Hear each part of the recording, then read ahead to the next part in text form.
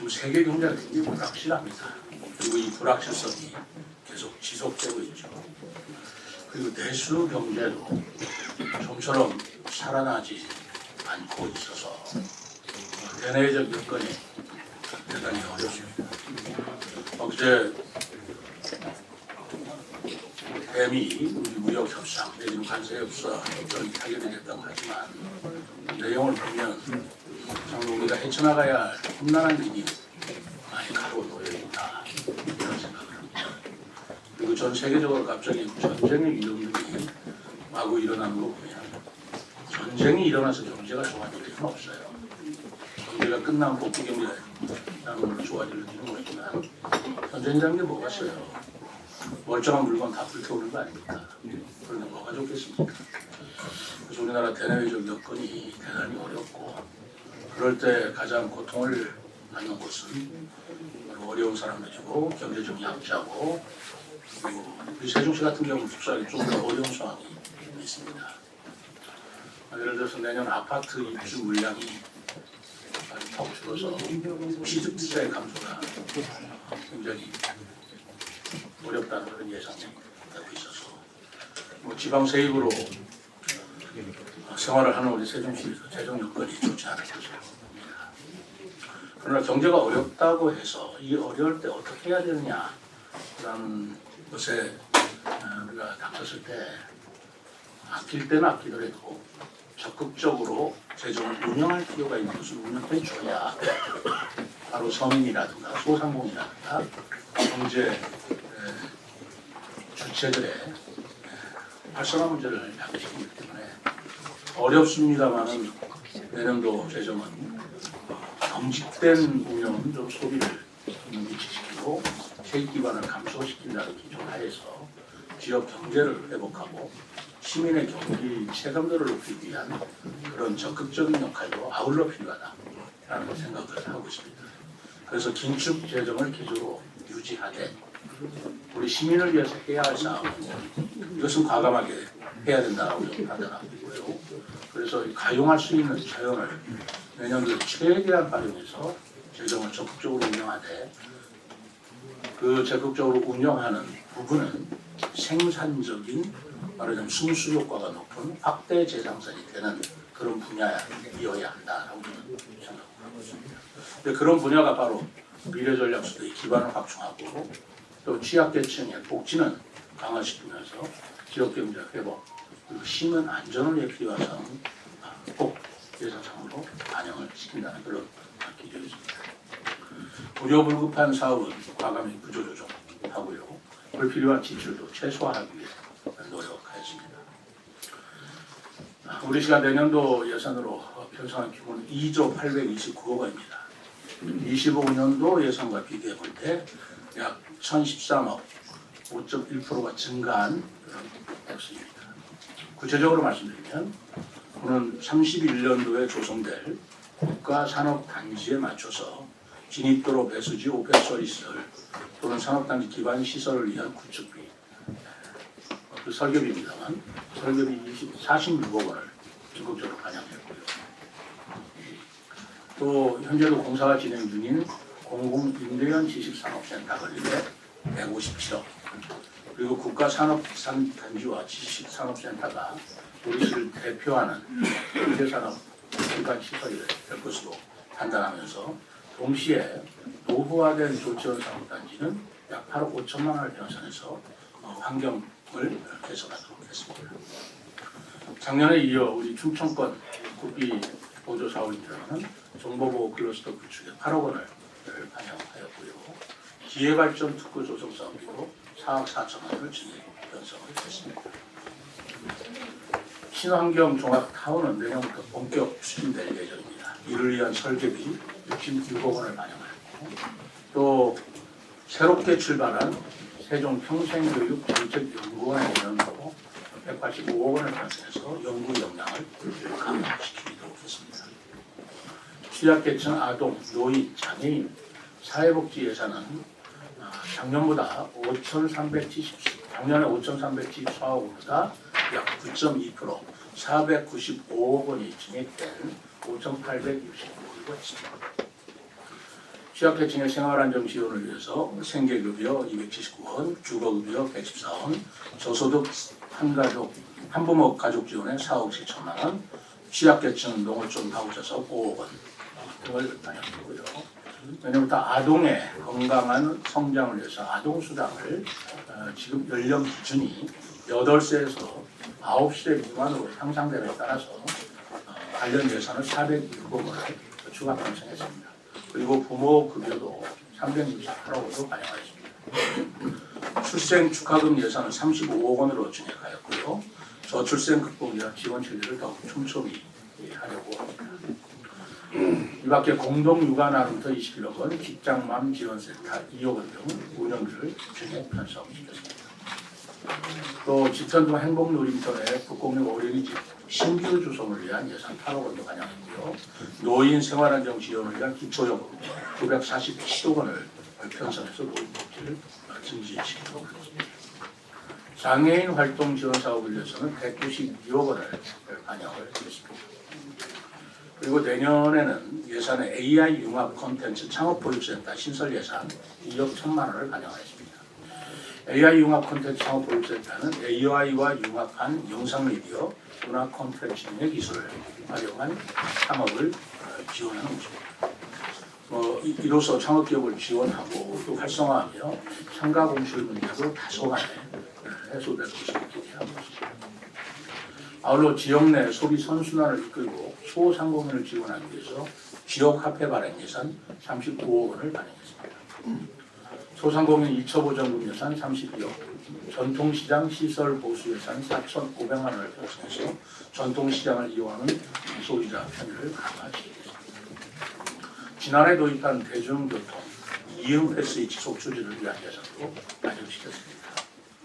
이응패스 예산으로 48억 원을 편성했습니다. 또 우리 시가 문화예술 기반 확충을 위해서 박물관 도시, 한글문화도시로서의 정체성을 확고히 하고자 하는데 현재 공사가 진행 중인 장욱진 생가기념관 건립에 70억 원을 편성해서 내년에 완공시킬 계획입니다. 세종 한글미술관 조성 사업에 19억 원을 편성해서 이 또한 내년 하반기에 개관을 하도록 하겠습니다. 우리 시 대표 축제도 더욱 발전시키겠습니다. 그동안 세종 한글축제 8억 5천만 원, 낙화축제 3억 5천만 원, 조치원 독산초 4억 2천만 원을 편성했습니다만 예년도 예산으로 그대로 유지시킴으로써 어렵지만 올해도 성공적으로 이루어진 만큼 더 열심히 노력하도록 하겠습니다. 27년도 학예 세계대학 경기를 차질 없이 준비하기 위해서 26년도 조직위원회 운영비를 충청권 사계시도가 공익 36억 원씩 공약을 해서 그 액수를 반영시켰습니다. 그리고 시민체육관 개보수 예산 25억 원을 새로 반영을 해서 27년도 유도 경기가 원활하게 진행되도록 지원하겠습니다. 농업 기반을 강화하기 위해서 농업인 수당 38억 원, 여성 농업인 특수건강검진비 1억 원을 편성했습니다. 친환경 종합타운과 연계해서 조성할 것으로 되어 있는 스마트팜 사업비 예산 3억 5천만 원도 새롭게 반영하였습니다. 내년에도 학교급식 지원에 290억 원을 편성해서 건강한 급식을 지원하고요. 유리농산물 수비도 아울러 증가될 것으로 보고 있습니다. 세종 한우 브랜드 육성을 위한 예산으로는 1억 2천만 원을 신규 반영했습니다. 또 노화된 로컬 푸드 시설의 안전한 이용을 위해 개보수 예산 9천만 원도 반영했습니다. 시민안전보험 예산을 2억 3천만 원으로 증액 편성해서 내년에는 보장 항목을 더 확대할 것이고요.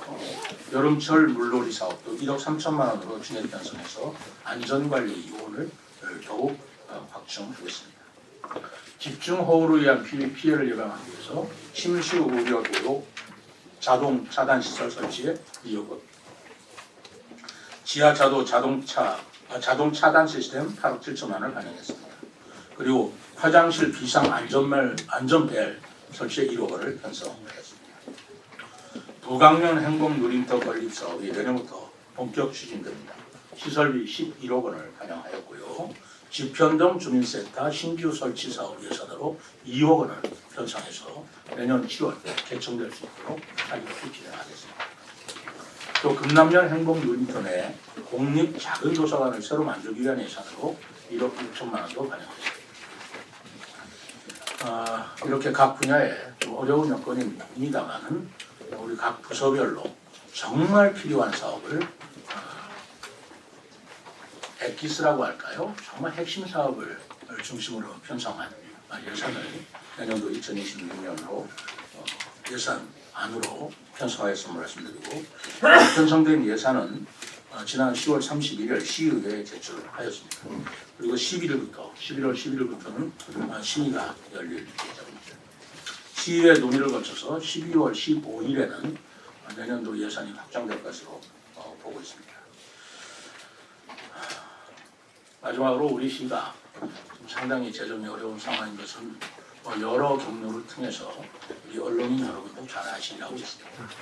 우리 시뿐만 아니라 전국적으로 재정이 굉장히 어려운 것은 사실입니다. 그렇기 때문에 이러한 어려운 여건을 감안해서 필요한 예산은 그럼에도 불구하고 반영을 시키고 불필요한 예산 삭감시키고 그래도 업무 추진비도 제가 좀 삭감을 시켰습니다. 그렇지만 생산 기반 오늘 건축 경기를 진작시키기 위한 예산은 그건 과감히 반영시켰다는 말씀을 드립니다.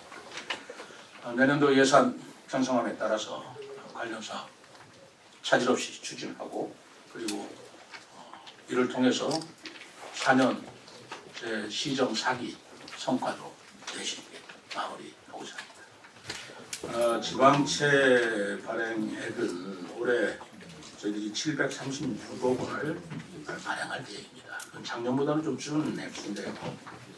그동안에 저희들 23년 말인가요?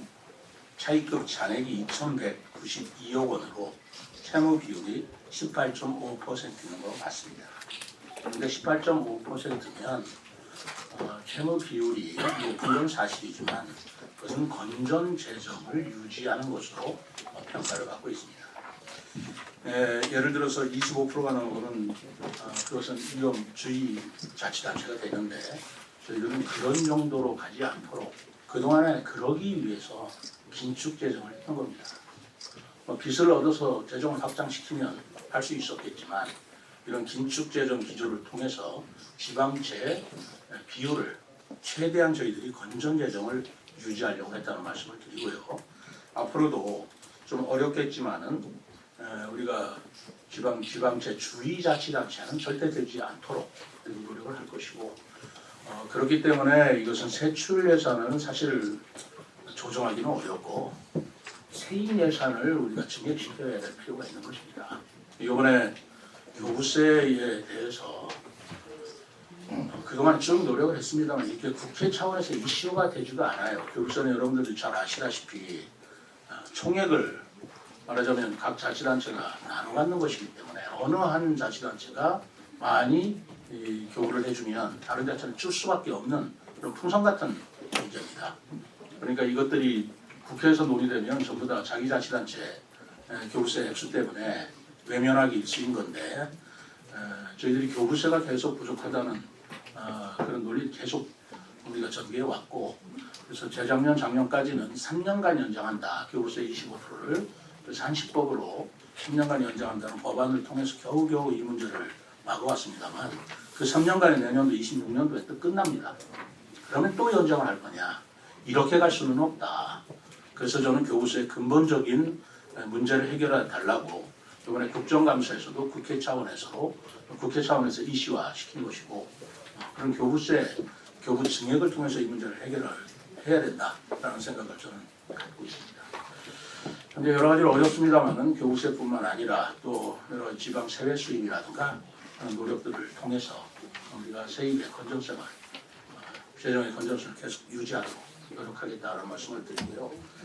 통합기금은 아까 지방채하고 눈 가리고 하는 거다 그러는데 그것은 통합 재정 안정화 기금은 우리가 여유 있는 돈을 기금에 넣어서 이렇게 어려울 때 쓰기 위해서 만든 기금입니다.